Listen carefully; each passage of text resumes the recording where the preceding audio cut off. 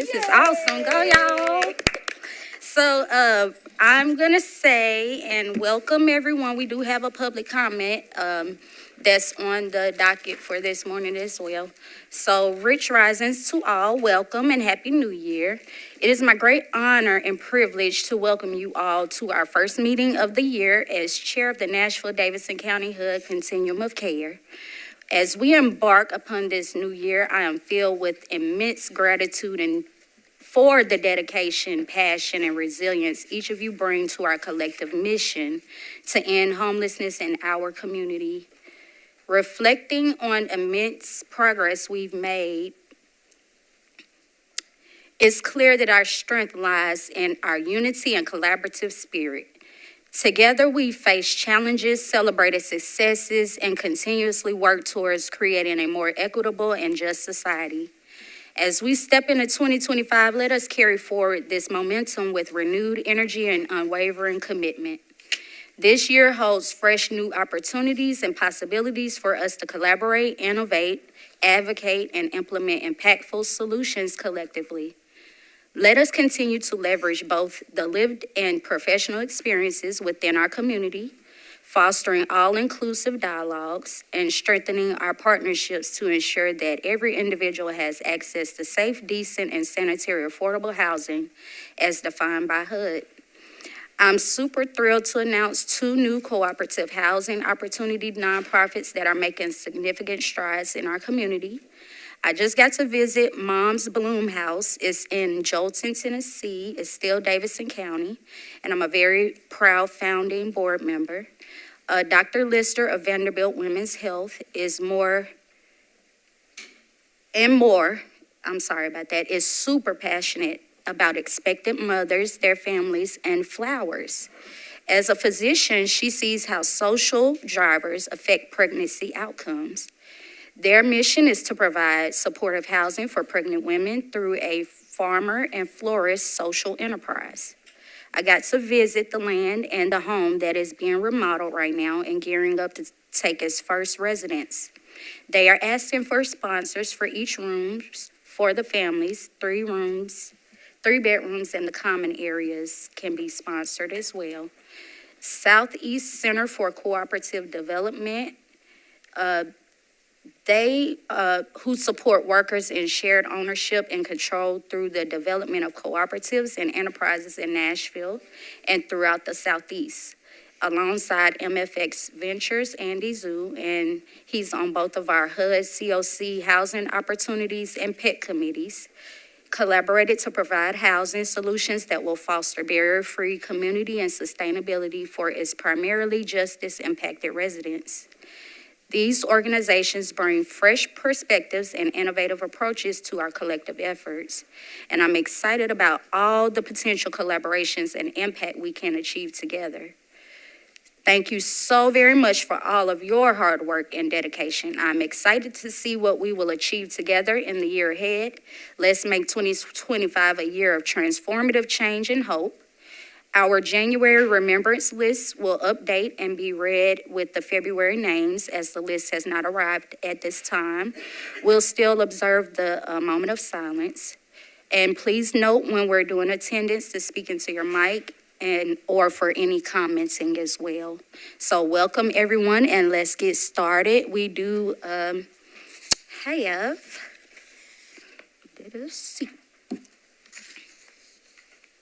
So I'm going to go ahead and get attendance.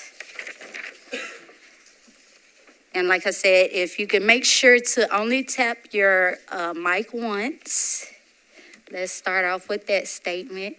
And then speak into the mic when you're replying back to your name being called.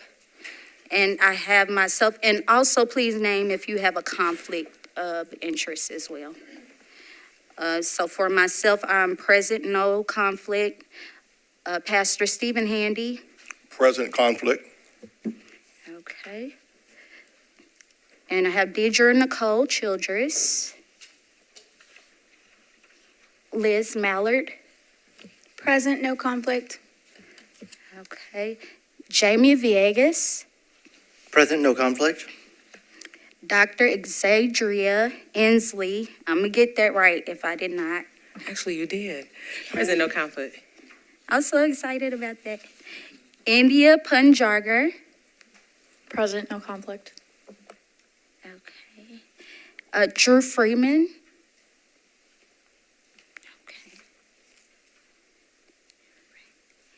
Okay. Diana Allen Robb. Deanna, and present, no conflicts. Deanna, I apologize. All right. My vowels are going off today, y'all. Michelle Southard. Present, no conflict. Andrea Hancock. Meredith McLeod Whalen. It's McLeod Jolyn, and present, no conflict. McLeod Jolene, my apologies. David Langle Martin.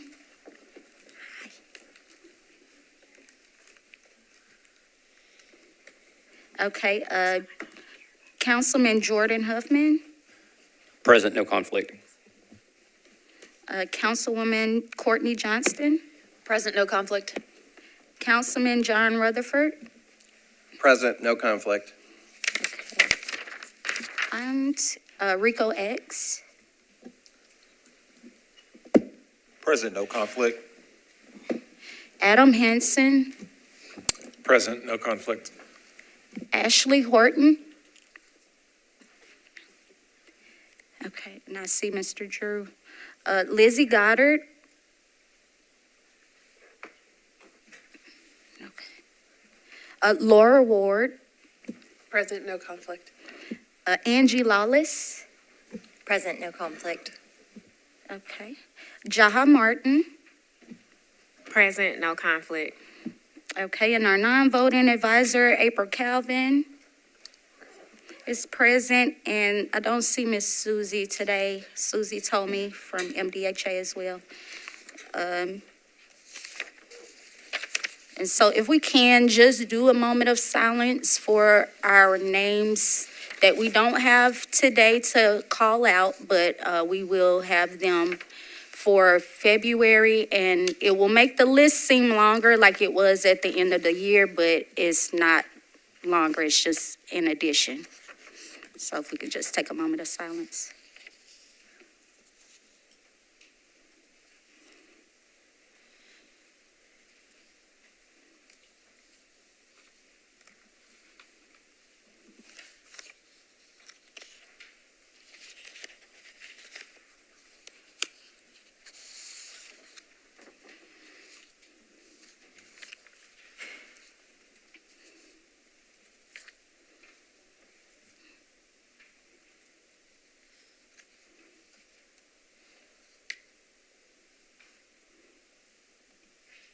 And I do thank you for that moment of silence. And if we could just review our December 2024 minutes. Madam Chair? I'd like to amend the minutes to reflect that under the outdoor homelessness strategy that I voted against and not in favor. Okay. That is noted. Madam Chair, my name is not mentioned in present, and I was at the meeting. Okay. Attendance for Pastor Handy.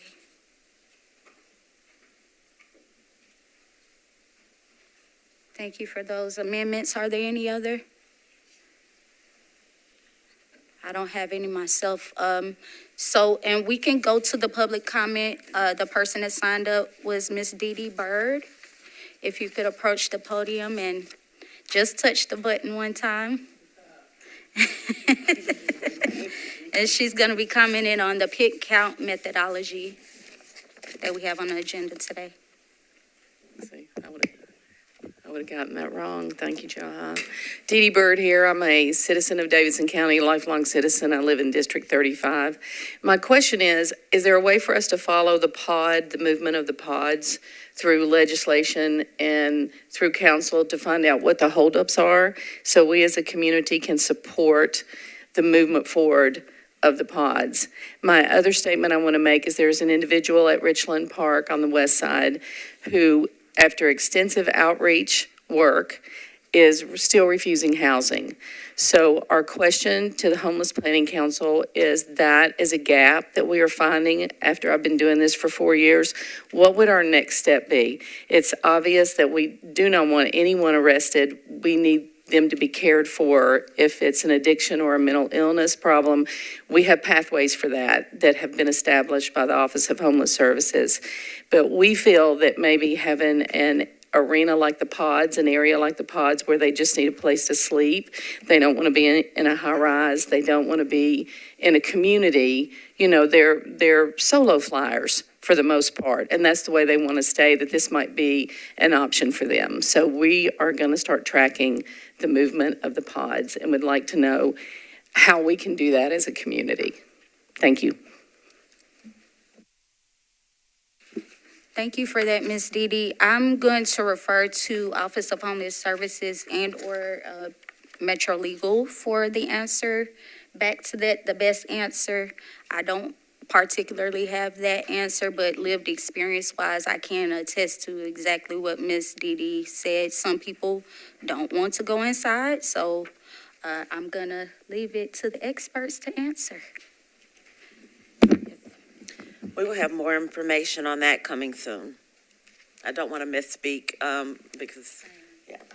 Is there a way for us to, I know I follow the legislation, but is there another person that we could talk to specifically? Well, there is a task force, so let me just get more information. I don't want to give misinformation on a recorded line. Okay. So more information to come soon. Thank you.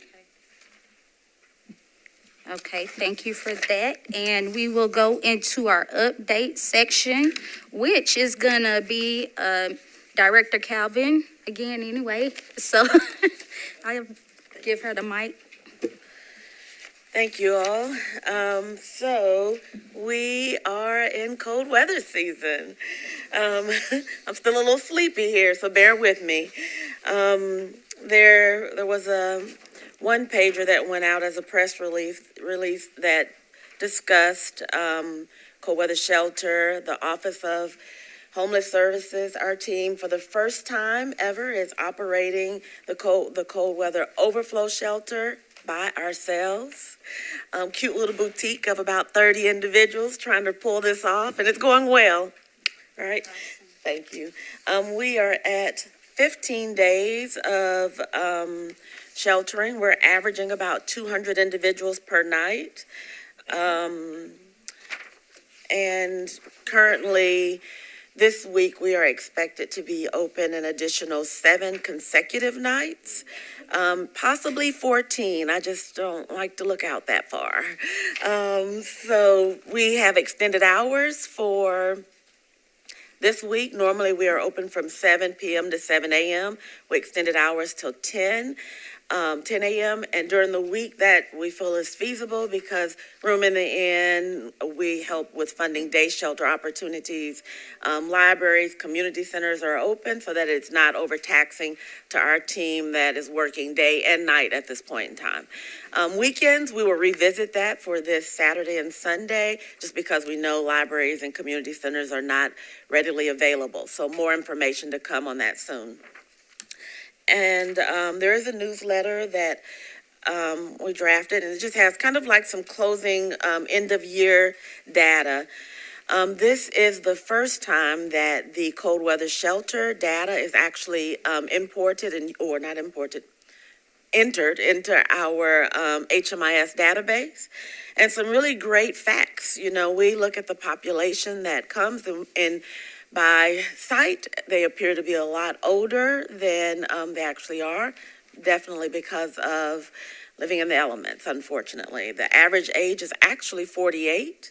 93% of the individuals that has frequented our shelter has self-reported at least one disabling condition.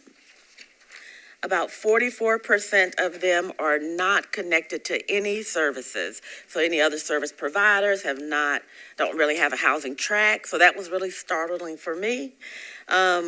In the 15 days that we've been open, 11 guests have moved into permanent housing. Not to say that our office was so magical to make that happen. They probably were already connected to a service provider, already receiving some services. So we are partnering with the health department. They have some opioid abatement funds, so they're actually allowing additional staff to help pour into our team. Well, that will allow us to have space to triage and do some coordinated entry opportunities to and connect people to service providers that may have vacancies or openings that can help with their housing trajectory.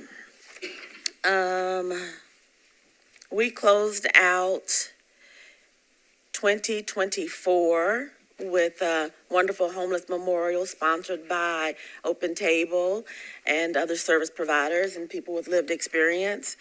And November of 2021, we were looking at 203 individuals that passed away while experiencing homelessness. This year, that number is 113.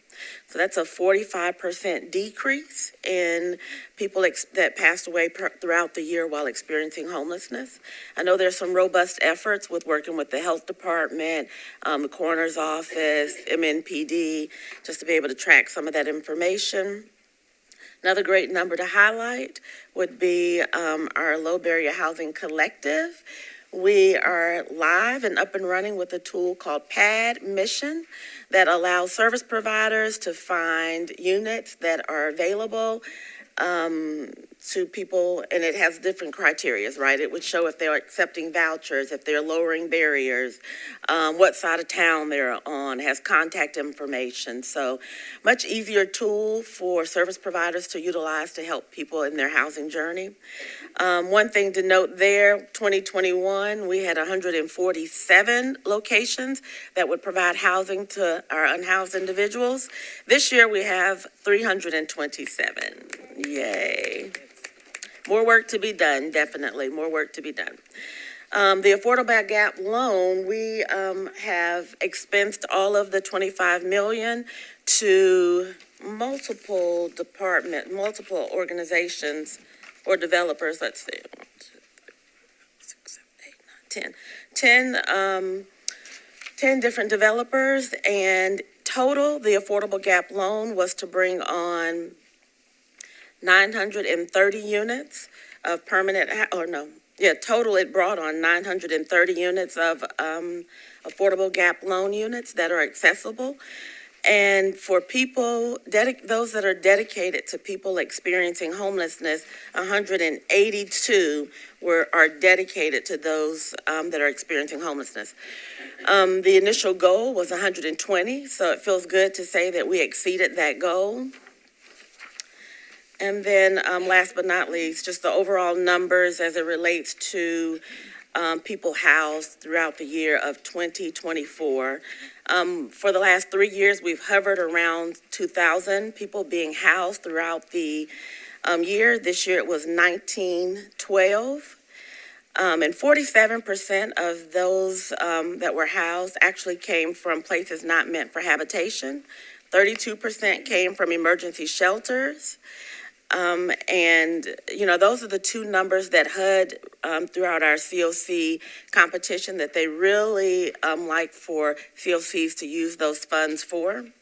And then 21% of the individuals came from vulnerable situations, whether it's domestic violence, transitional housing, or other places that are other institutions. There's a lot more in your package. There's the information on the $50 million. I feel like we report on that quite a bit. You can read through it.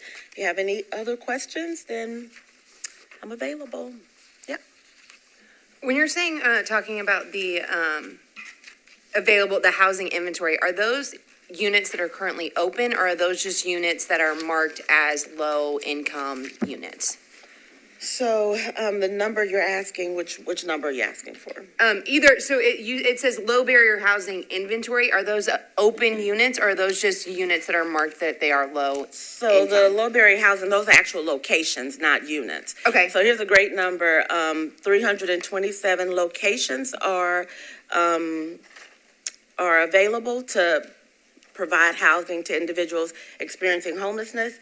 And the number of vacant units per PAD mission is 728. Can we number get the vacant. pad mission, like available unit number just reported on as well? Just so that way we have that as well. Yeah, I just did not want it to appear as misinformation because it changes throughout the day. No So, worries. Yeah, and I think on our pad mission site, is it only admin that have access to what's vacant? Okay. All righty, we can add that. Thank you. Oh, I do want to say thank you to Shower the People for providing hygiene kits. Yay, to our cold weather shelter. Drop off more before the. Allison said yes. Thank you so much. And thanks to Open Table for offering to drop off hygiene kits. I'm not sure when they're coming, but okay. They're on the table in our office. Wonderful.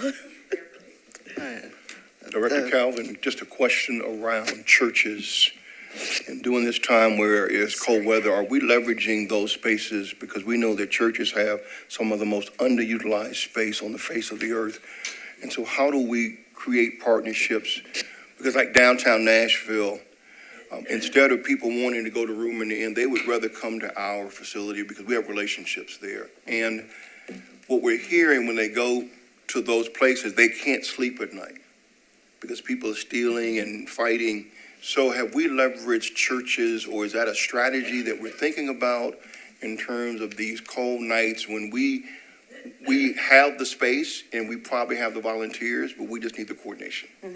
So Dr. Trotter, I don't see him in the audience, but he is tapping into a group of faith-based. You're probably part of that group that he's tapping into. I think they meet once a month. I'm sorry, I don't have the name right now. Is that IMF? Maybe so. I don't know. I'm not sure, but I'll make sure to get that information to you.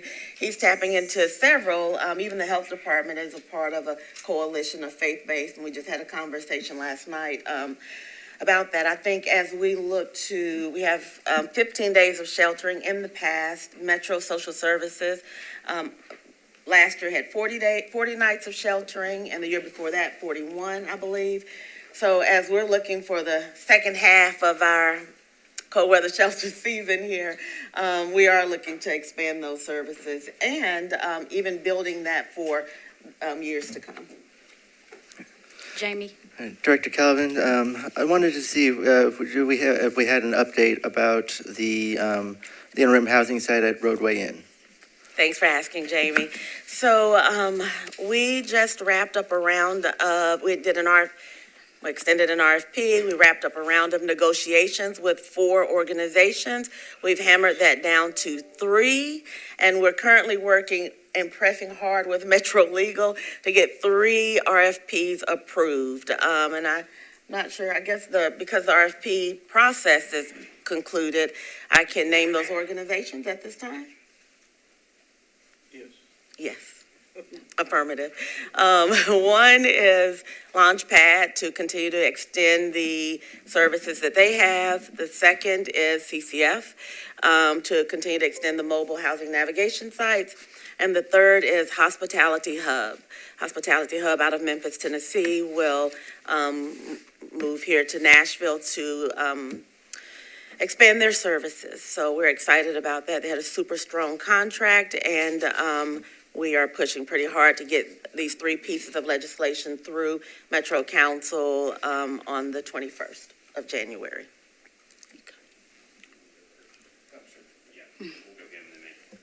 All right, thank you for the report. Would you confirm of the 1912 cited housed that those are unduplicated individuals? Oh, yes, though, I please do want to confirm that 1912 housed within 1 year, 2024, from January to December is unduplicated. Thank you. And then, Hannah maybe would give you more, sure, yeah. Thank you. And then just moving back quickly to the housing inventory, the total number of units of the 327 locations, do you have that number?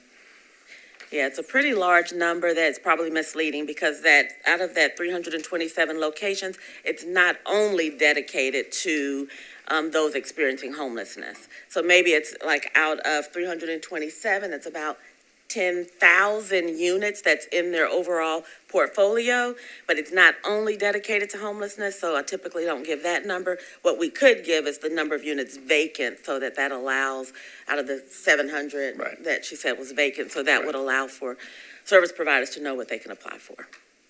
Thank you. Director Calvin, just a quick question regarding the public comment by Ms. Byrd regarding the COVID pods. So I know we're we're a little bit in limbo right now in regards to the next steps. In the meantime, is there anything that we can be doing as a community to pre-select sites or to get these sites ready to facilitate pods? Yeah, I think great opportunities there would be for the faith-based location, for nonprofits that may have land or access to land and facilities. We're working with the pod owner, the president of the pod company, and there's some things that they require as far as, or best practices. There's some things that are best practices as far as facilities attached, land, spacing. There is a slight risk of fire and melting, so we're reviewing codes and stats on, is a thermal blend spray that can go over the units. It's a quite a large task force that's meeting throughout the holidays. I think it was once every other week, maybe going into the new year, maybe once a week. There will be an RFP that's deployed. I just don't want to give any misinformation, so I'm trying to give like high level as best as I can remember. Yeah, no, sure. I appreciate that. I just want to highlight, though, that we've got some of those individuals in Hermitage as well that they're just never going to go to a shelter or a permanent supportive housing that's offered in the current state. But the one-offs, they'll absolutely take it up on. Okay, Andrea? I just had one quick comment. The number of deaths for this year, I just wanted to comment that that's going to increase. We have a lag. Not a lot, but a significant number of the deaths that we get come from the city's indigent burial program. And there's always a lag with that data because we get it at the point in which people are buried, not when they pass away. So there unfortunately will be, just an increase in names that we're add to the final total for 2024. Thank you for that, India. Do you work with Director Renee Pratt, Metro Social Services, to get that information? Because you maybe can get it a little sooner if you were to. Not Renee Pratt, but the directors of the program, so Venus and Carol. Okay. They, send it, as soon as they have that available. Thank you, that's very helpful. And if we could call up Ms. Allison Cantway for the collaborative applicant report.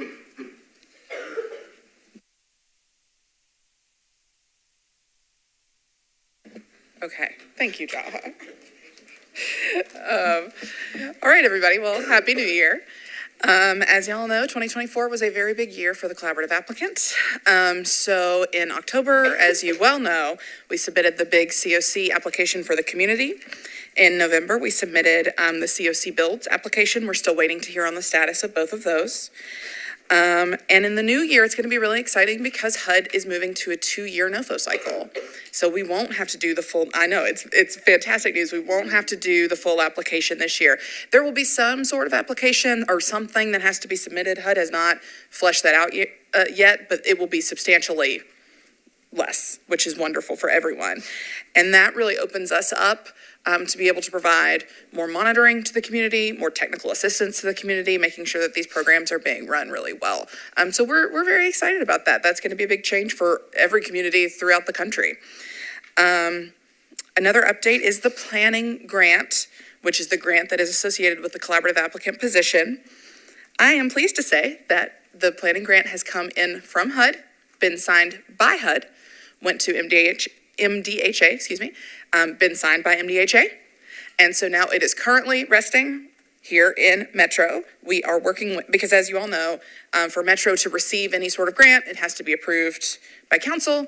And so we are currently working with Metro Grants and Metro Legal to get that moved through so that hopefully council will approve that. And then after this has been over a year, then this will officially have been transferred. So we're very excited about that because we were really at the mercy of HUD, just sort of waiting on when they were ready to move, and and they're ready now. So we're very happy about that. And then, of course, as y'all know, kind of the big collaborative applicant responsibility this part of year is the pit count. Work very closely with Nathan Scarlett and the pit count subcommittee, but I won't go into too much detail on that because we have a whole topic on the agenda for the methodology. Does anyone have any questions for me? All right, thanks. Thank you so much, Allison. That's an awesome report back. And so next is going to be HMIS report. Hannah?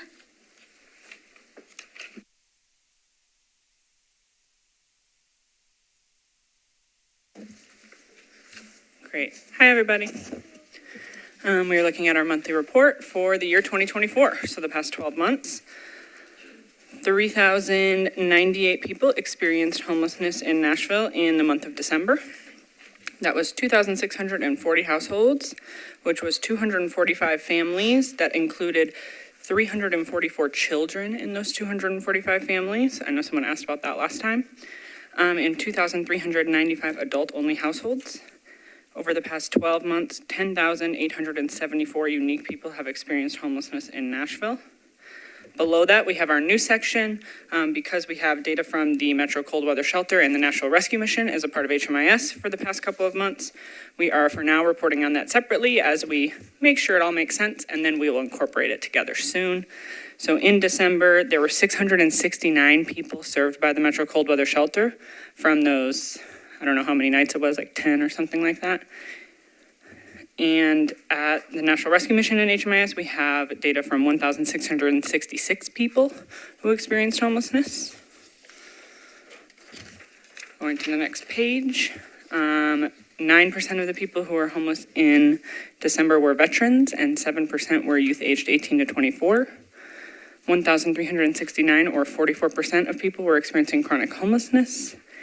And 790 were entered into HMIS this month of December. 52% of the people experiencing homelessness were Black and 40% were white. And 62% of people experiencing homelessness were men and 37% were women. For our housing data, like April said, 1,912 people were housed in Nashville for the entire calendar year of 2024. In December specifically, it was 132 people. In 108 households, 11 families, and 97 adult-only households. 23 veterans were housed and 10 youth aged 18 to 24. 44 people experiencing chronic homelessness, and the average length of time from when someone entered HMIS to when they exited to permanent housing was 143 days. Where people were exiting to housing, most common in the month of December, 35 households exited to housing with no subsidy. 22 households to living permanently with friends and family, and 19 to permanent supportive housing. And the agencies who housed the most households in December were Oasis Center, Room in the Inn, and Operation Stand Down. And finally, of the people who were permanently housed in December, 50% were Black, 43% were white, 68% were men, and 30% were women.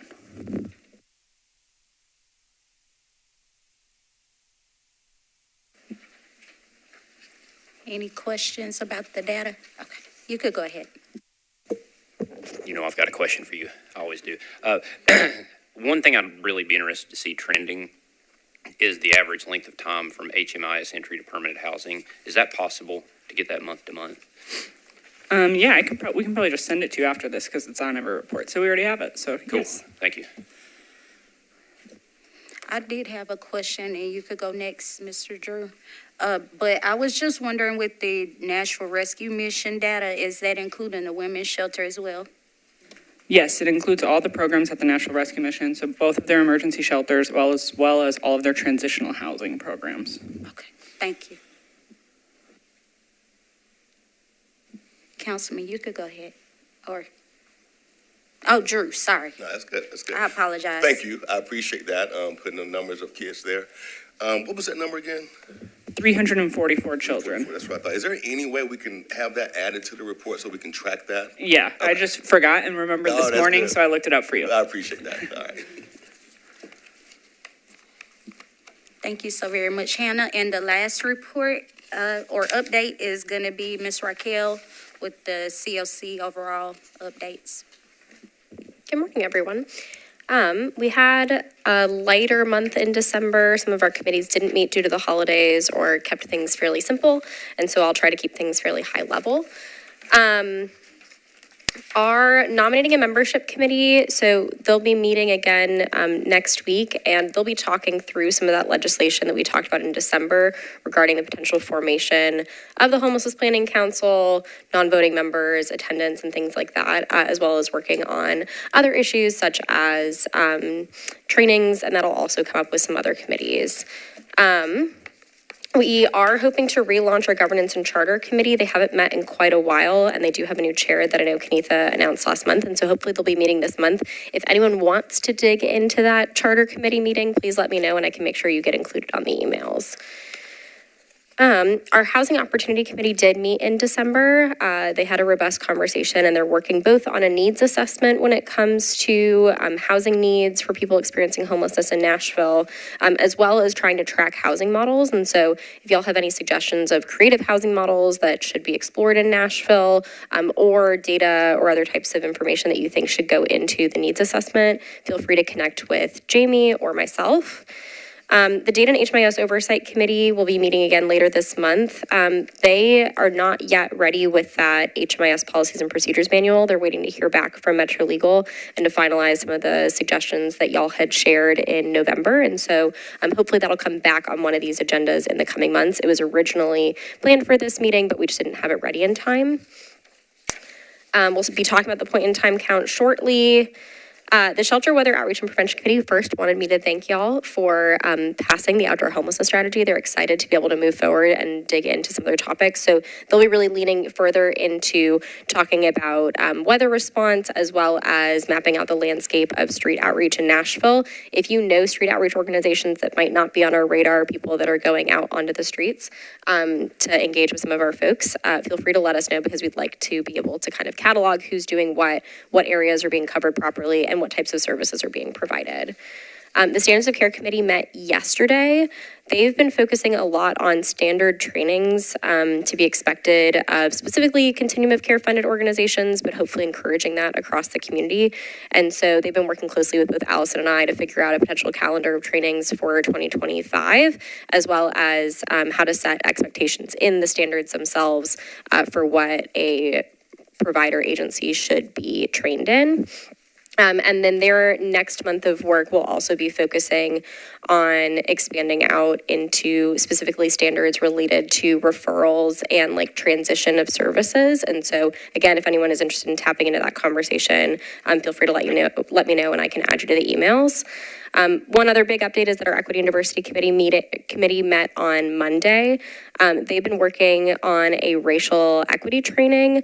It looks like that training will either be on April 4th or April 11th. We are looking for a potential space, and so if any of y'all work for organizations or connected with organizations that have a big meeting space, the last time we did one of these trainings, we had 80 spots for attendance, and it filled up very, very quickly, and so we're hoping to have a pretty sizable space to be able to have as many of our community members who are interested be able to attend.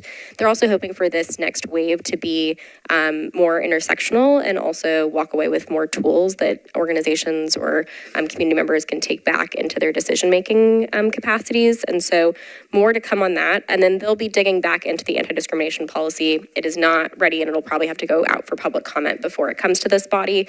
But if you're interested in weighing in on that, please let us know. And then both of our lived experience bodies have been active, and I know Kenitha has been doing a great job of preparing our cohort of 14 people with lived experience to be able to lead and feel grounded in our continuum of care. So any questions regarding the continuum of care? Okay. No, ma'am, thank you. Oh, Drew had I got a quick question. Okay. I'm committed to joining a committee in this year, and I want to join one that's focused on ending family homelessness. Which one would be the best one for that? Family. So we don't have any population-specific committees other than our Veterans Work Group, and the Veterans Work Group was created specifically because there are federal benchmarks on ending veteran homelessness. I know there are some community spaces talking about family homelessness, and I'm not quite sure where those are at. I think in terms of either our shelter weather outreach and prevention committee could be a helpful space to tap in to talk. They mostly explore like all of the services that someone would need up until they get to housing or like an interim housing status. So that could be a helpful way to plug in. And then I know that there's been a lot of hope to have more members attend our Standards of Care Committee, which is setting expectations for programs in the community. And we don't currently have like set standards for what to do when you're engaging with families, and so that might be helpful. Okay, and I would just like to suggest that as a committee that we look into that. I think those 344 kids deserve some individual attention. Yes. It affects their education, it affects their future. You know, we know that that's the best predictor of future homelessness. So I'd just like to put out there that I think we might need to put a little more focus on our families with kids that are trying to stay together. Their unique needs are different than an individual. Definitely. Appreciate that. Ms. Raquel, you're actually back up next with Mr. Nathan Scarlett for the pick count methodology.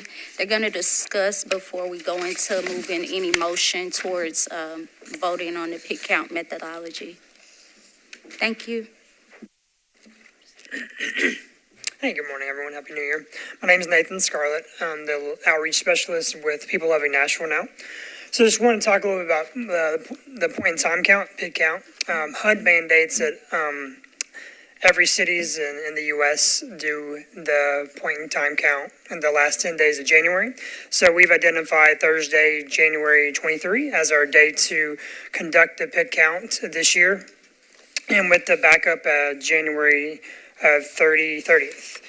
So communities are required to count and survey people sleeping outside, and also lead the subcommittee of the point in time count. So that subcommittee meeting is responsible for designing the methodology and coordinating canvassing efforts for the annual point in time count. We're going to use a new app this year called Hyperion. So that data is going to be subject to all the privacy and security policies outlined in the HMIS and Policies and Procedures Manual. It's going to be a complete census count methodology. We're using a HUD worksheet this year that Raquel has greatly put together and for us to use. Everyone that's sleeping outside, we're going to conduct a count where our teams are canvassing the areas now. We have about 20 teams of volunteers, experienced outreach workers. We're going to ask them if they're working with any agencies as well, and if they would accept housing or treatment if they had to leave their pets. So that's 2 additional questions that we're going to ask during the count this year. And got 20 plus team leads, over 100 team members, and for training purposes, we have 2 Narcan trainings that's coming up. That'll be virtual. One person that is representing each team is going to be required to attend that. If the cold weather shelter is open that night, we're going to have transportation to be able to transport someone to the cold weather shelter if they want to go there.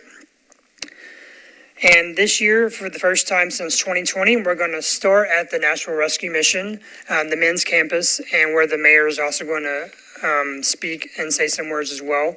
And so the first time since the COVID hit. And that's our staging area where Raquel, Allison, and Hannah are going to be there staying up all night. So if there's any questions as to that needs to happen, then you can direct those questions to her. And we have, so if there's any questions on the point in time counts, or if Raquel wants to go, that'd be great. Thank you, Nathan.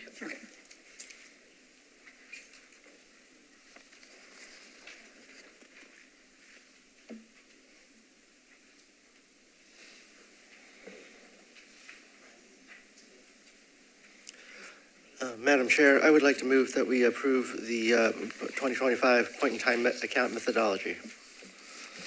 Okay, Jaha Martin, I second.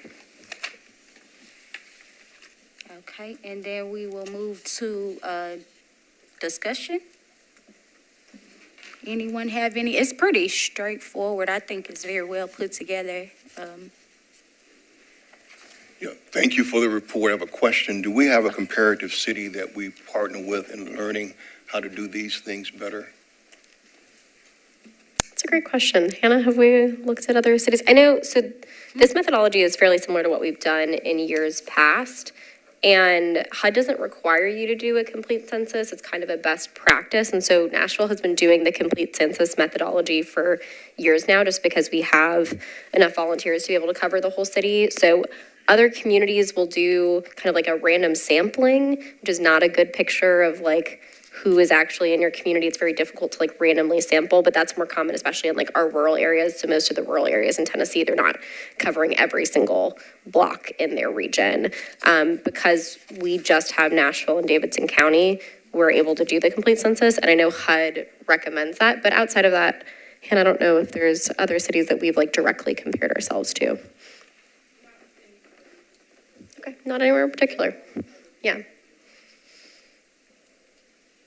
I will say the Hyperion app specifically, we did look to Knoxville and the continuum of care surrounding Knoxville. So this app is actually used in that region and they spoke very highly of it. So in the selection of the app, I know Kelly from the HMIS team connected with multiple COCs to get their recommendations, and we looked at multiple potential softwares and talked to communities that had used all of them. And this was kind of the one that was most recommended and also was designed specifically for the point in time count. Whereas in the past, we have been using survey platforms like RedCap, which was designed by Vanderbilt, but not necessarily with the point in time count in mind. So there was a lot that had to be built out, and we were not able to like communicate among teams within the app, nor were we able to have as good like mapping capabilities within the app, both being able to look at the map and potentially like flag hotspots for us to know about in future years.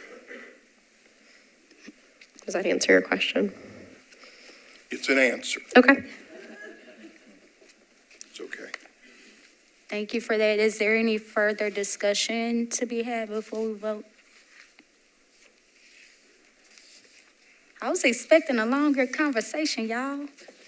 But I do move for us to vote on this. All those in favor, please, by show of hands. Jordan, we don't vote. Oh, yeah, that's true. I learned that the hard He way. was just waving. He was waving. He was like, He was just saying hello.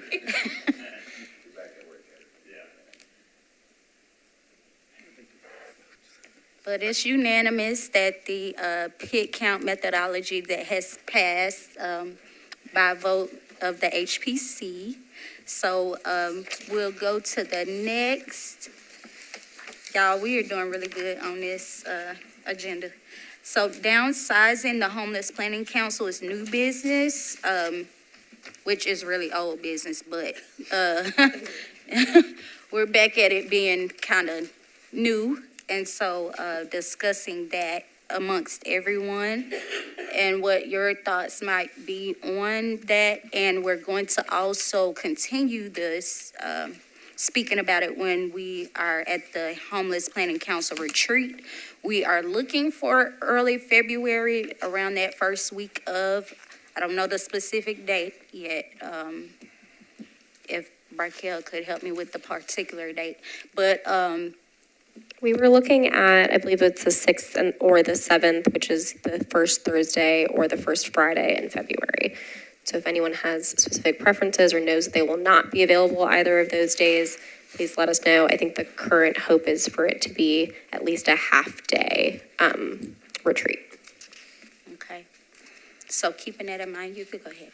I was just gonna say Thursdays never will work for us, so just when we have a shower That's service. good to know. Is Friday sounding good for everybody around the table? Okay. So we're looking at first Friday of February 2025 for the retreat.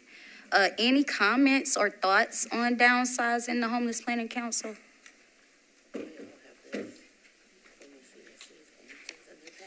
Oh, okay.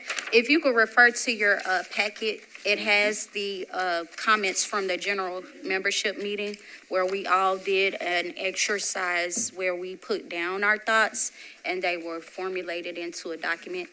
So if you could take a look at that. Thank you. April knows I'm like digging in my papers, the pile of stuff. You could go ahead, Jamie. This question is primarily for Metro Legal. have we kind of fleshed out what's the fallout from the Metro Council's most recent legislation regarding the voting rights of council members on the board?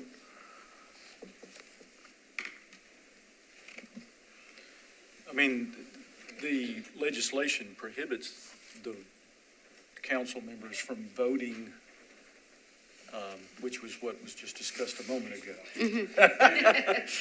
But I'm not quite clear. What do you mean flesh out? Last month, I had a follow-up question as to about committee assignments and committee voting privileges. Yeah, I mean, the committees, likewise, to the extent they serve on a committee, they would not be able to vote on committee matters either. They Can they make participate. nominations? Yes, you can make nominations. I think that was your question, right, Jamie? That was probably related to it, yes. Thank you. Okay, and also to Jamie's point, we do have that legislation here in your packet as well, the ordinance. And I believe this one is breaking down, the actual reason the Homeless Planning Council was created. So this is the ordinance for the Homeless Planning Council itself. And then the new legislation is this sheet that we have here. And I was just going to quickly walk y'all through. There are 5 documents related to this topic in your packet, so I know that things might be kind of scrambled. There's one document, like Kenitha mentioned, that is the feedback that was collected from the general membership in, I believe, July, where we had HUD technical assistants come on site and did an activity with the general membership just to kind of gather their feedback loosely on what downsizing could look like if it was something they were interested in, what the attrition process might need to look like, et cetera. So you'll see responses to those specific questions. We had like big Post-it notes posted around the room, and people were able to write their comments anonymously. And then there are 2 documents. One is the attendance from this past fall of 2024, and then the other one is attendance from 2023 through 2024. That's something that was requested, just one, so that y'all could have it kind of in the back of your mind to understand. There was a good period of time where we had some significant attendance issues, and especially in 2022, when HUD technical assistants came on and made this recommendation to downsize, there were still attendance issues. And so kind of just getting an idea, there was 1 month in 2024, which I believe was May, where we did not meet quorum. And so that kind of brought back this topic to everyone's attention. And then the last 2 documents, there is one that's the establishing ordinance for the Homelessness Planning Council. And then the second one is the legislation that was passed in late November by Metro Council that made the changes that Metro Council members are now non-voting members of the Homelessness Planning Council and set some expectations for attendance. And so these are kind of just all things to have in the back of your mind as you're thinking about what downsizing might look like. Okay, go ahead, Jamie. So one thing, and this, I'm not sure if this is a question for Director Calvin or our Metro Council members. So when the Metro Council passed the legislation, while removing the voting privileges of Metro Council members, it did not change the amount of voting members per our charter and the establishing ordinance. Is there going to be a technical correction to fix that, or is that something we're still kind of mulling over? That likely will be addressed in an administrative bill from the mayor's office. That type of cleanup work. So, good catch, but now when that will come forward, we're currently digging out of 1 month without a council meeting. The first one will be January 21. It will not yet be on, it won't be on that agenda to my knowledge, but it could be on the subsequent one. I don't know if it makes any difference, but I am on the shelter committee and the prioritization team. It's just not listed here. I don't know if it actually needs to be on there. That's the swap committee. What document are you looking at? The attendance one. Oh. It says the conflicts, and it's just not listed as mine. Oh, it's not a conflict for you to be on a committee. Oh, I mean, it says everybody else's. It says conflicts and committees. So I was just making sure. I will add you, and there might have been, I think for some of our newer members, I might not have added which committees you were on. It's a newer member thing. Yep. So I think, still thinking upon how to downsize. I know attendance is the biggest factor. And combining committees, I would think is one, but I just want people to be thinking about it, into being ready to, make action, I think, for the retreat as far as, addressing old business, even though it's in the new business, slot. But it's been quite a while. I think it's been a year that we've been on the subject of downsizing. So, just be, I think, thinking about it if, okay, we do have some discussion then. You could go ahead. No problem. So I just have a question. In order to move forward, because I know this has been on the agenda, and I don't want it to just keep sitting there like most of you, I'm sure. If it is something that's kind of discussed at the retreat and there is some movement, is it possible to collect new data from the continuum of care? I think that July, there's a lot that's happened from July till now. And I think particularly the legislation that passed that removes voting from mayorally appointed positions could impact. So I think maybe going back to that group and saying, this is what we heard in July, this is the new information, do you still connect with these recommendations so that we have better data? I agree with that. And someone else had their, okay, David. Thank you. And it looked like Metro Legal may have a concern about, could you clarify whose voting rights were removed? It's only the 3 council members that are of the body currently of 25. And to his point, what he was suggesting is that, I'm sorry, to the other point that was made, that you currently have a body of 25, 22 of which have voting rights. And the legislation to be cleaned up would provide now that you have only 22 voting members of a body of 25. But the mayoral appointees, they still have their voting rights. So it's only elected. Only the elected officials, correct. And then actually, and it's not just this body. I think it's applicable to other bodies within Metro that might have council members participating on those boards or commissions or councils also. we weren't specially targeted. No. No. So we actually have a question for you. So could you clarify on the bottom of page 2 of legislation establishing the HPC? The very last paragraph says, the HPC is not and shall not be deemed to be a board or commission of the Metro government. What's your interpretation of that?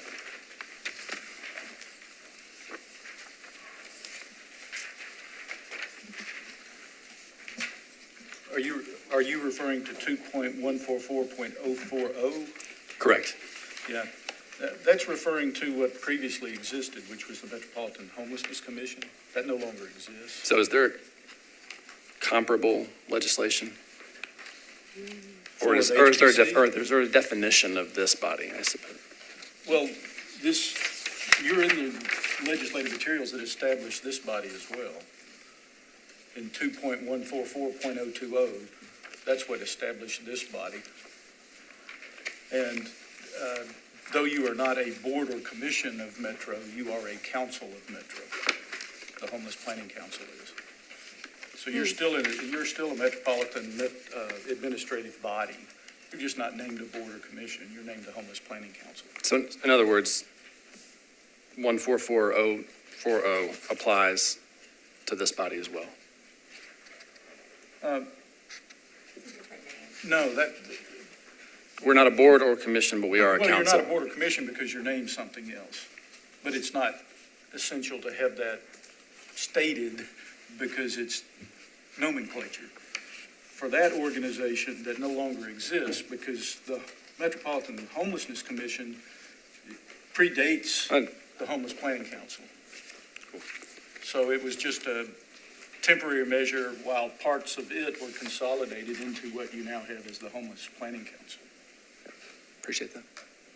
And it is a little mind warping, but, and all of that predates when I was doing client advice. Well, yeah, and the reason I want to know is I want to understand what other legislation applies to this body, right? Oh, yeah, So, I mean, this body is bound by Metro's code provisions for administrative bodies. Right. Things like as state law applies to, through our code and through state law itself, things like the Open Meetings Act, Public Records Act, and so forth. appreciate that. All right, I have another question. Since it has been a while, since we brought this topic up, would someone be willing to recap and summarize the rationale for downsizing the HPC and just some of the highlights? I know some of that came out of the report, I believe, from Stacy Hornkoch and her group. And there are other reasons that I've heard more recently. So is there just a concise summary of that?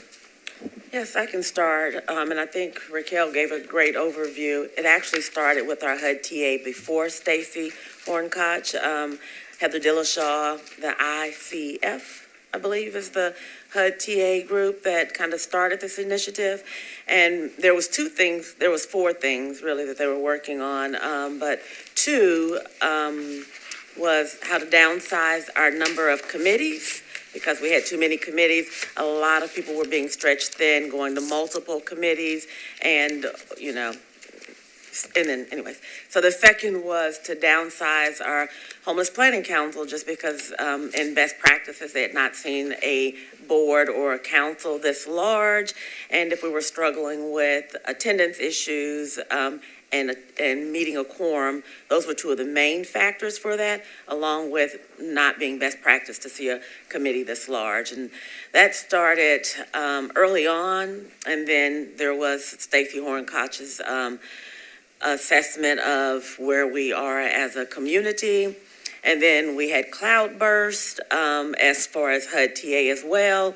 Cloudburst, they're the ones that came with those other four initiatives, after the other two recommendations. And so for Kenitha to say it's in new business, but it's really old business, we as a community we've dealt with a lot. We had a lot of moving parts within the last 3 years, and some of those things we knew would be much more impactful for the people that we serve as far as experiencing homelessness. And then this was one that we need to continue to move forward with. This is a conversation that started a long time ago, and I think that the initial ordinance, which is this document here, the BL 2024, no, that's not it. The other, we didn't record it, no, I don't have it in front of me.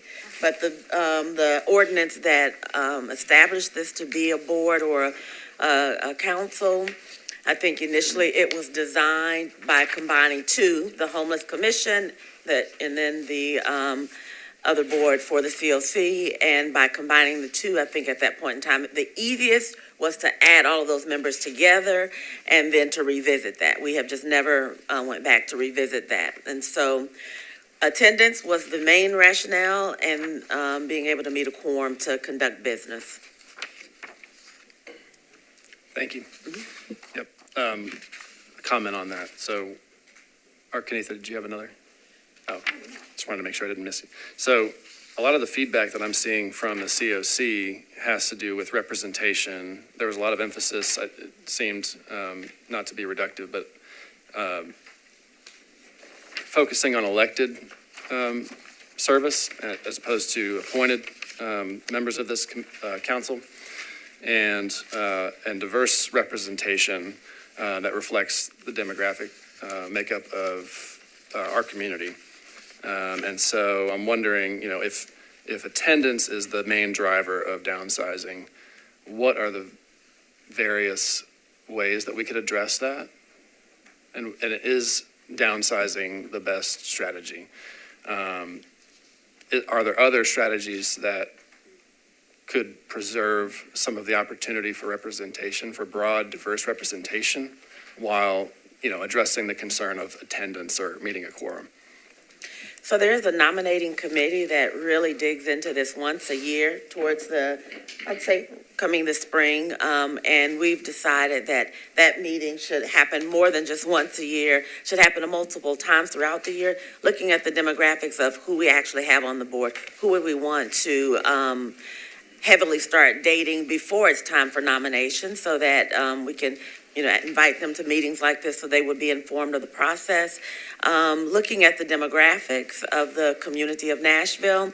And then also in our COC collaborative applicant application, there's a lot of questions on like who's at the table, who's at leadership tables making these decisions. And so we have been really great at being able to have like people that provide shelter for families, permanent supportive housing. We've had developers on, we have retail on, and council member, local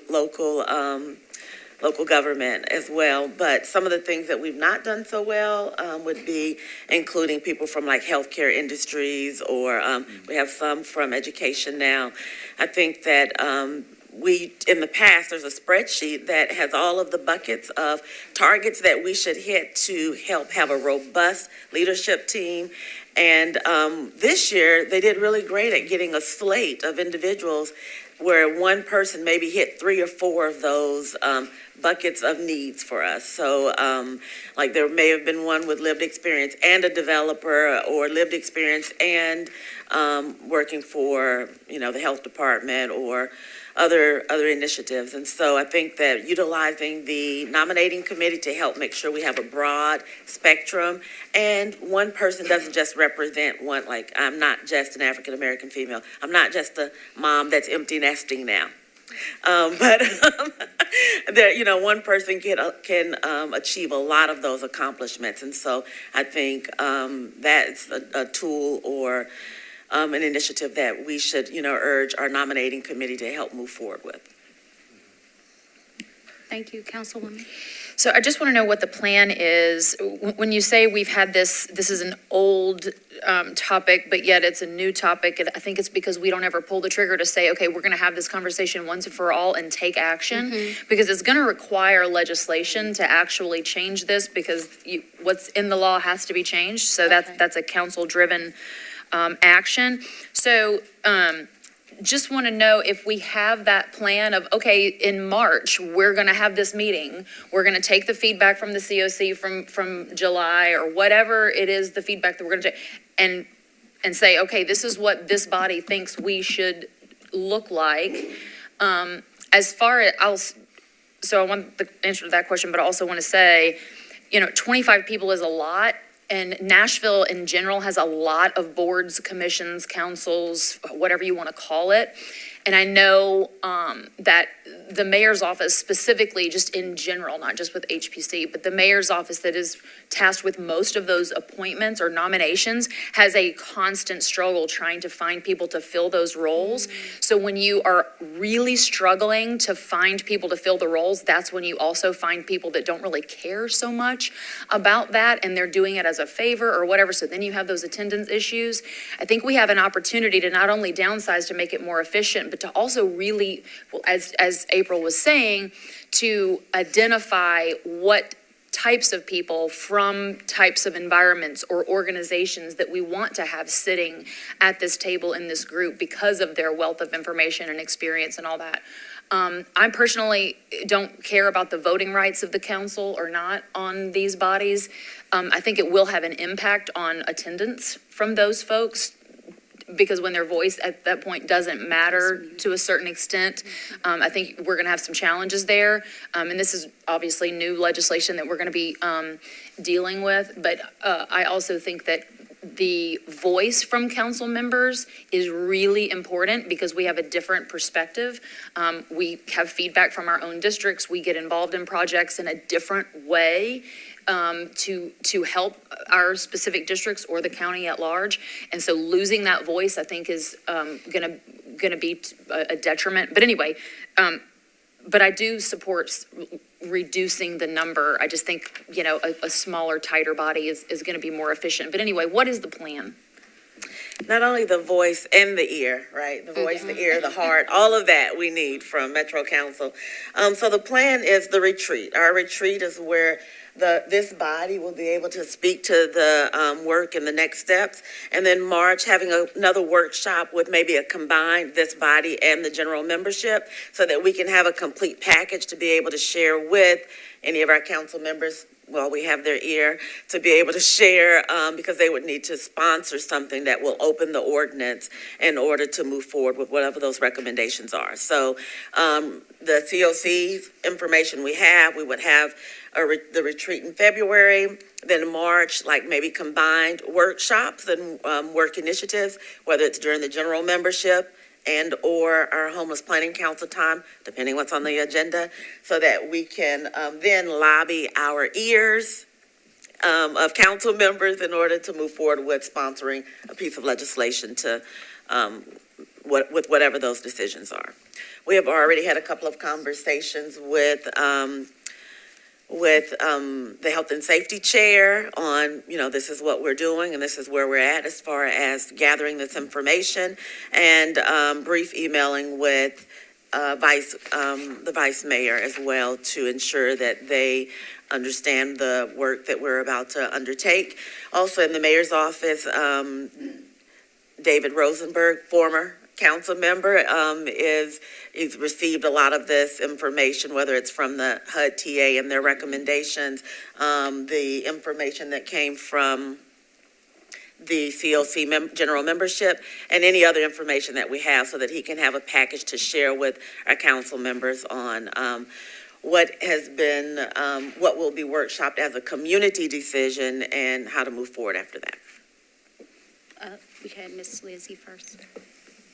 Yeah, I just had a general question about the size of boards in general in Metro, so maybe for Metro Legal, but what, I know it's not a direct comparison, but for an issue that's sort of similar in nature, what would be, make it more in line with, I guess, other boards? The boards and commissions of Metro vary in size from probably, I think there's one that has as few as 5 currently. And then you're likely the largest administrative body in Metro. There may be one other near that size. There's currently a collective effort with some council members and other officials in Metro that are reviewing all boards and commissions, with the emphasis on a little bit of not consolidating all the functions or anything like that, but in reducing the actual numbers to the point that Council Member Johnson made. There are just so many. There's anywhere from 2 to 5 new administrative bodies created each year by Metro. And we're running out of citizens that are able to participate. Within that consensus, or within that group on council, and if the council members or Metro Legal could speak to this, is there kind of a general consensus for, taking that range from 5 to 25 down to a different range? There's no set formula. It's really a comprehensive assessment. To his points too, they don't want to upset the needs of diverse voices and community input, so they want to keep it representative in the ministerial administrative functions that the boards and commissions perform, but they likewise have to face the reality of as you all know, it's a non-compensated participation. It's volunteer work. Very much a service attitude is required, but it's a time commitment, and that's recognized too. So, accounting for all those multiple factors, there is a current comprehensive review going on. But I can't tell you that they've yet arrived at, and I don't think there will be one set formula for each or for all boards. They're looking at them individually and tracking what they do, how much of an audience they need, and so forth. And it's still ongoing. Okay, and we'll take the next two. And Angie, I do apologize for the name. And what you were asking about, the size that feels appropriate is here on this list as well. Yeah, I read through that. I was just wondering from a Metro perspective. Okay. Thanks, Kenita. No problem. And I don't know whose hand was up first. Oh, Jamie was, and then we go that way. Thank you. So, you know, we do have our upcoming elections for the HPC in the spring. Are we committing to having these changes made prior to the election so we know how many people the general membership need to elect and before they take office in July? So I won't say we're committing, right? We're pushing for that. And then we're also looking at the downsides, how that happens. You know, that will be a voice, something that will come from this body and the COC. Is it by attrition? Do we fill seats? Do we not fill seats? Those are all things that are up for discussion. Okay, so this would, not only would it require a Metro Council opening up the ordinance, but it would also require the general membership to approve changes to the charter, as to the voting board members. There's a lot of moving pieces to this. Absolutely. So I just want to be mindful, you know, of how we would want, I would think it would be best we move deliberately and decide whether or not this is something we want to do fairly quickly.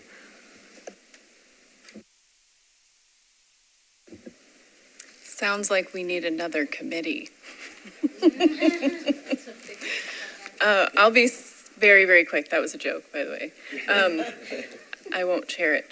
Kind of to piggyback off what Jamie and Angie were saying, I think it would be helpful, and my request, I'm sure, was already in the plans, but it would be helpful to see best practices from, you know, what the U.S. has done, and also the trickle down, right? So if we make a decision, really, I want data and I want to be able to use the time wisely. So any information on best practices and the fallout of certain decisions, kind of that decision tree. If we lose 10 members, or if we, you know, want to do blank, this is what happens, so that we understand the cascading effect of decisions made on that day. That would be very helpful to me, and I try not to ask for things I'm not willing to help do. So if you need help pulling those together, if that's something that was in the plans, I'm happy to support that. But yay, data. Just to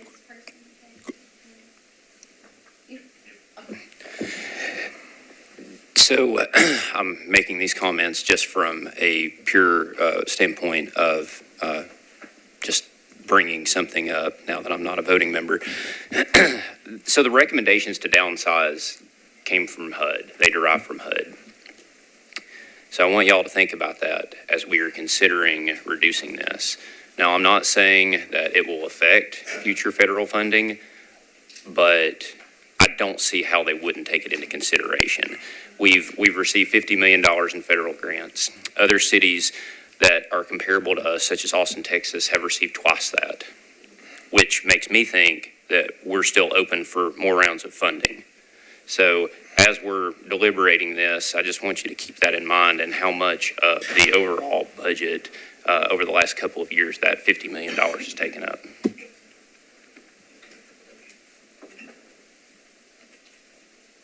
Pastor Handy. Just a quick observation why I will tell you I can appreciate institutional frameworks. Movements never happen within institutional frameworks. They always happen beyond those systems. So whatever we decide to do going forward, I would propose that we find ways to plug into what's happening in the marketplace, as opposed to thinking that we have the answers among the people in the marketplace. I actually overstood that, Pastor Handy.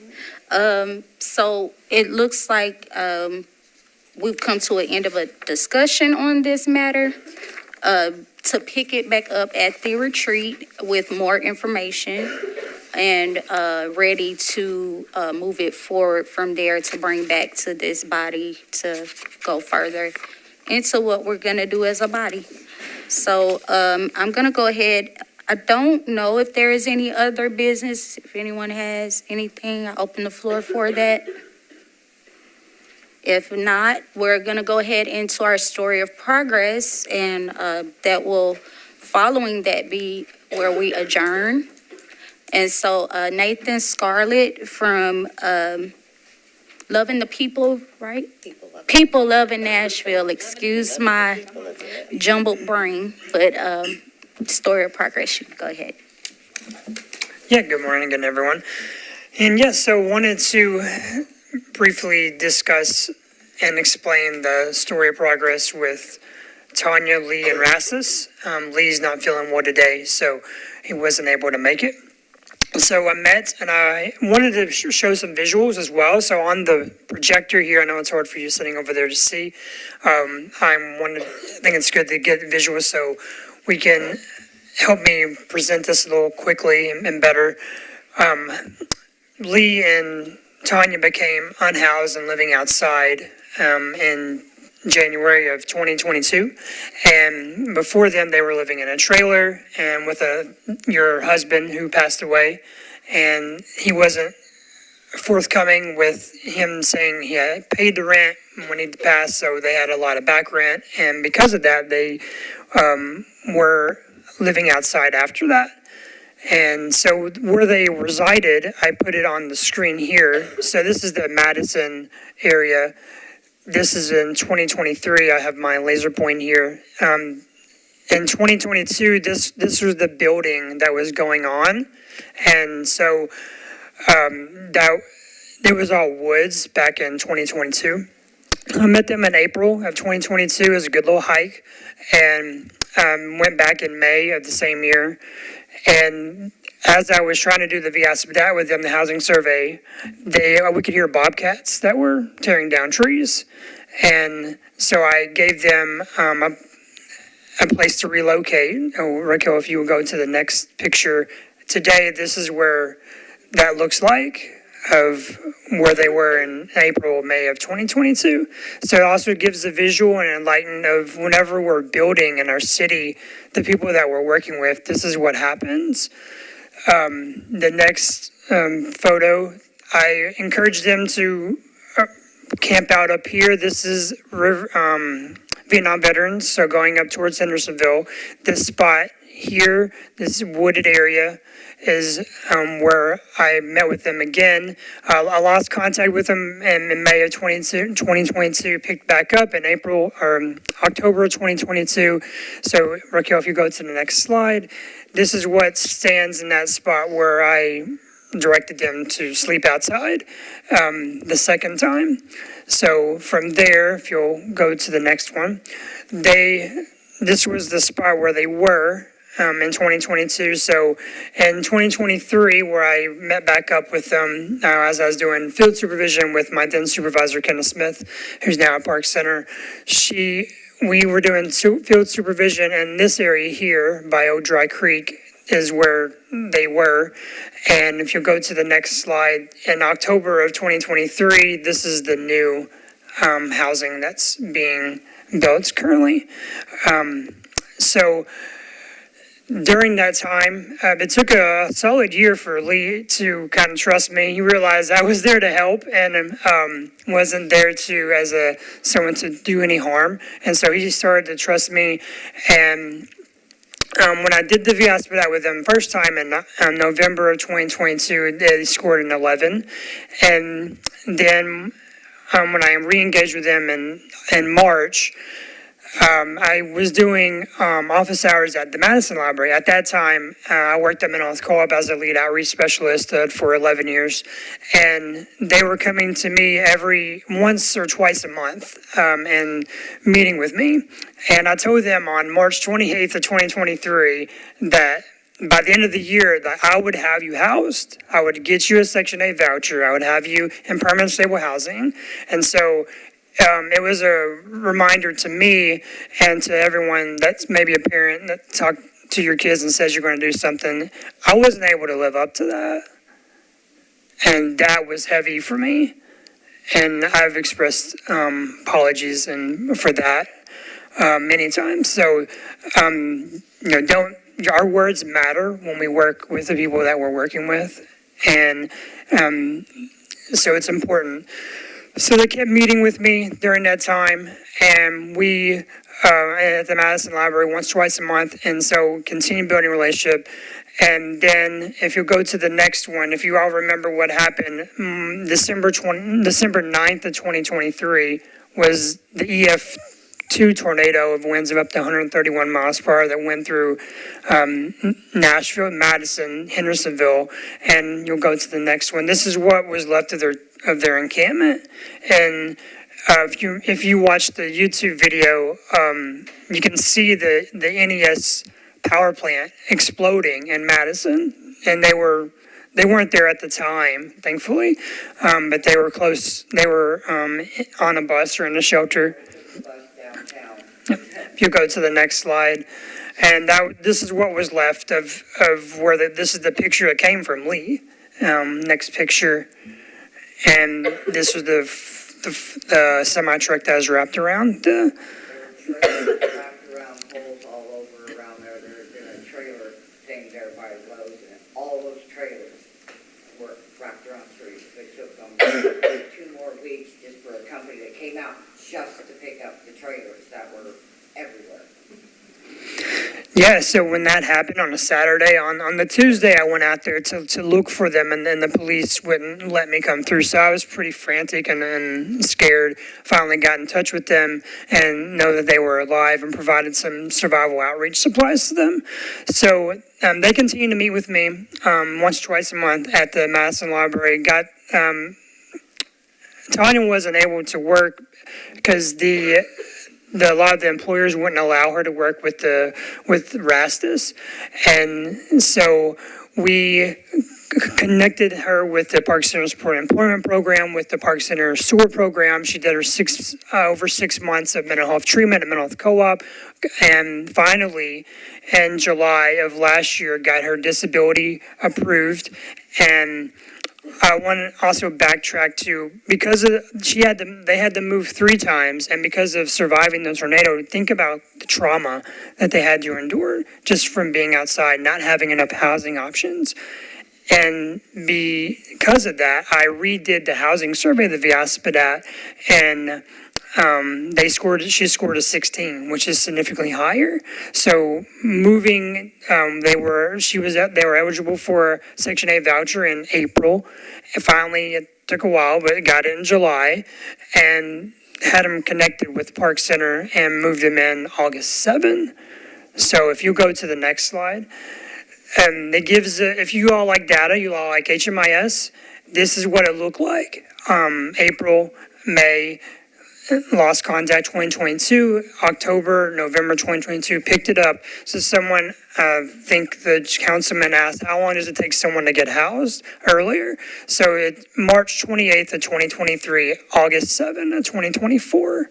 So one year and almost 6 months it took to get a housing subsidy, to go through the process of going through SOAR. So thank you so much for believing in me, believing in HMIS, believing in, we're going to change the VIASPDAT, and we're going through that process now in the core assessment group. Thanks for trusting, and the strength, the courage, the persistence and perseverance that you showed, you, Lee, and Rastus, is incredible. And we, now that you are in housing for almost 6 months now, you're thriving, and you just needed an opportunity to thrive. Is there anything that you would like to say, or?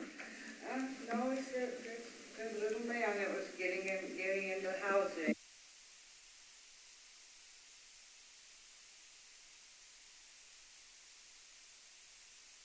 Miss Lee, can you come to the microphone? We can't hear you, and it won't be recorded. It's already on, you're good. But yeah, it's you don't realize just how hard it is when you're out there to get that first and last month's rent deposits. I have a dog, so I was another $200 deposit just for having an animal. And he's my emotional support, so I gotta have him around. I know a lot of people have gotten that emotional support thing kind of twisted up, but there are people who really need that, and so, and how close you can be when you miss a month's rent. You don't realize sometimes just how close you've been to being homeless. And once you're out there, getting back in, and I was working with Nathan, the first time he looked at us, I'm like, nah, we can do this on our own. We got no problem. And we tried for that first year to do it on our own. And then it was like, okay, maybe we need a little help. And spending 3.5 years on the streets kind of was the reason I went through SOAR. So, because it was. There's still some times when a train goes by that, because I lived like 10 feet from a train for a long time. So, there's every now and then things will happen, and, it's still very stressful. So, I'm so thankful to be in a place. Lee got sick this morning. Last year, he got the flu. We were in a tent. He goes to the hospital. I'm sitting in the tent, unable to move because I've got pneumonia and stuck in a tent. I can't even get a bottle of water. So, I drug myself out to a train and hollered at some of the people cleaning up those trailers. Do you have a bottle of water? And they gave me 2 bottles of water. I had 3 bottles of water in 5 days. But I couldn't walk out that time. I was sick. And, Lee, he came back, and we had to kind of motivate him up so he could get out when he first got back, because he was still sick. So, but we were like, be the bear, get him all pumped up, and he would go out for a day and do what needed to be done to bring me back something to drink and eat. So, and of course, he's been the emotional support. I don't think either one of us would have survived and come out as unscathed as we were without him. So he's my little angel. And he's like, why is everybody not petting me? So, but I was thankful for Nathan for working with us for as long as he did, because, he said he felt bad when he told us you're going to be out there in December. And then we heard, things will change in 2 weeks. For 6 months, I heard 2 weeks. Mm-hmm. 2 weeks, something will happen. 2 weeks, something will happen. 6 months later, finally, the last 2 weeks was up. And 1 week before we were to get housed, we went back to our tent. Somebody had broken in, taken everything that was worth anything, fans, because it was still hot out. So we had little fans that ran out battery packs. They took them all. And I'm like, I can't sleep in this tent without a fan. And Nathan stepped up and helped us out there for a bit on that too before he helped get us actually moved into the place. So, Lee was a little child, a little boy, when he goes, it's cold. I get to go turn up the heat. We had a thermostat now. So, Yes. we're excited to be in the place that we are. So, and thanks to Nathan. Thank you so much for that.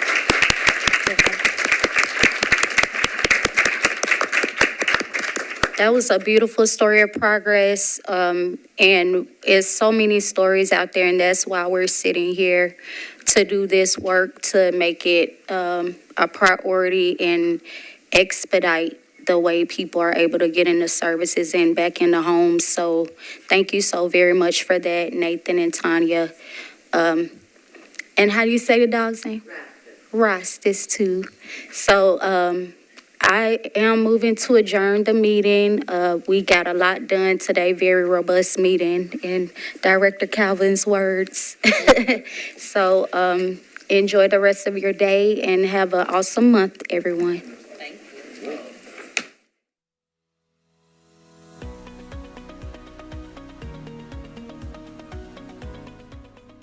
This has been a service of the Metro Nashville Network.